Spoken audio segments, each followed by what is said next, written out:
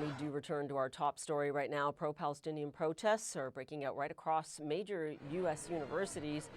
You are seeing their live video right now in Austin, Texas, and it shows a line of heavily armed police who are now confronting demonstrators. We were also keeping an eye on protests here in New York at Columbia University and also at the University of Southern California. Keith Taylor is an Adjunct Assistant Professor at John Jay College. He joins me now. I want to thank you for joining us. You know, your college obviously deals with criminal justice. A lot of these protesters would say at this point in time they are trying to be heard. They are trying to exercise their First Amendment rights. Whatever they want to say, they want to say it. How do you de-escalate in this situation? It's a question we've been asking for days, and as we can see from our screens, it is incredibly difficult at this hour on many campuses across the country. Indeed. And so I think the first part of this is what the leaders of the protests are doing to negotiate with the colleges that they are dealing with. And this is, of course, a national protest. So you have different colleges with different rules that they allow in terms of First Amendment protests on campus. When it gets to the point where the normal procedures or policies of those colleges get violated, then they go first, of course, to their campus security. And if it goes beyond the ability of this campus security, then the local law enforcement will be engaged. And the purpose is to prevent any injuries to people or things getting destroyed.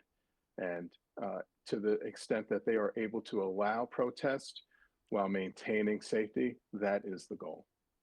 Is there anything that you've seen so far as it's developed in the last few hours, in the last few days, that gives you pause, that you think there is a way out of this, and whether it's campus security, campus administrators, that they need to get to a point where this does de-escalate? Because what we're seeing on our screens is obviously unnerving for many students as well who just want to study and learn.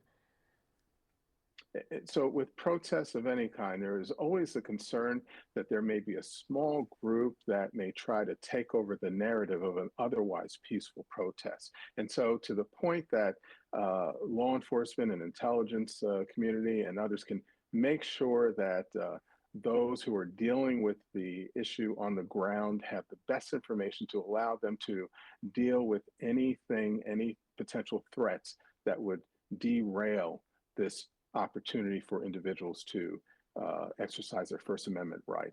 They will actively look to both allow the protests while maintaining the safety and security of all.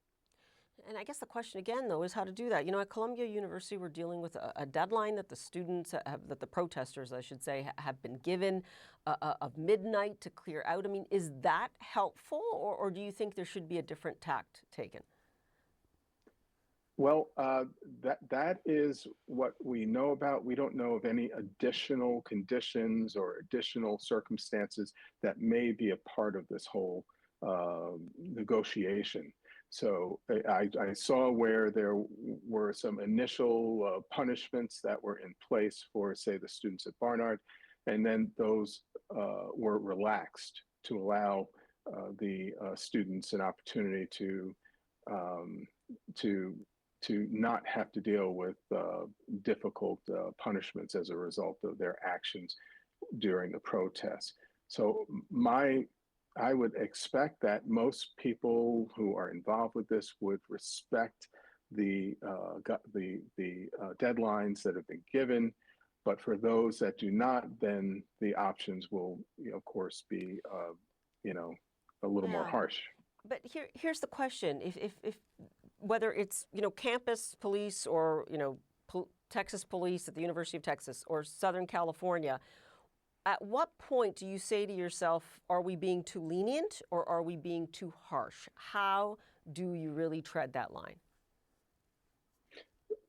I think in terms of what law enforcement is looking at is how do they maintain security and safety of all parties involved, including innocent parties that have nothing to do with any of the protests. How do they make certain that no one is unduly threatened by the activities or actions of individuals or groups that are involved in a protest. So you can take this beyond this particular protest and look at it any protest. And that is what the law enforcement sector is going to be looking at. How do we protect everyone involved, including innocents that have nothing to do with the protest? Yeah, it's such a good point in terms of trying to ensure the safety of all on those campuses. I thank you for your time, Professor. Really appreciate it.